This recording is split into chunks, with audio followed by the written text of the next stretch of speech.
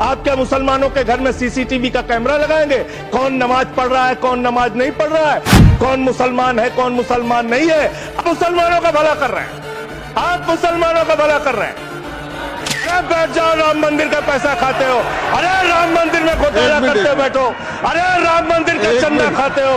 अरे चंदा चोरो बैठो, चंदा चोरो बैठो, चंदा चोरो बैठो, बैठो चंदा चोरो, चंदा चोरो बैठ जाओ। चंदा चोर हो तुम लोग चंदा चोर हो, चंदा चोर हो तुम लोग, चंदा चोर हो, चंदा चोर हो, चंदा चोरो बैठो। 1 मिनट को प्लीज। चंदा चोरो बैठो। पूरी सरकार में एक मंत्री आपका मुसलमान नहीं है।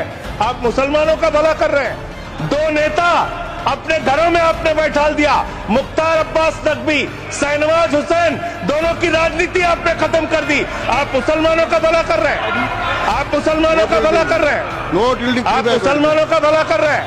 अरे सुनना सीखो पहले। आज वक्फ की संपत्तियां कब्जा करके आप अपने दोस्तों को देंगे, कल गुरुद्वारे की संपत्तियां कब्जा करके आप अपने दोस्तों को देंगे, फिर चर्चों की संपत्तियां कब्जा करके आप अपने दोस्तों को देंगे, फिर बौद्धों की संपत्तियां कब्जा करके आप अपने दोस्तों को देंगे, फिर जैनों की संपत्तियां कब्जा करके आप अपने दोस्तों को देंगे, फिर मंदिरों की जमीनें कब्जा करके आप अपने दोस्तों को देंगे। आप तो वो लोग हैं जिन्होंने प्रभु श्री राम के मंदिर में भी घोटाला किया। मान्यवर, प्रभु श्री राम के मंदिर के जमीन में घोटाला किया।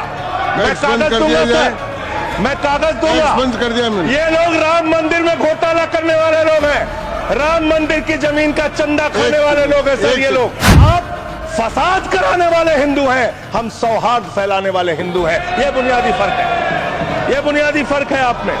आप देश भर में फसाद, नफरत, लड़ाई झगड़ा कराने का काम करते हैं। करोड़ों मुसलमानों की चिंता है आपको।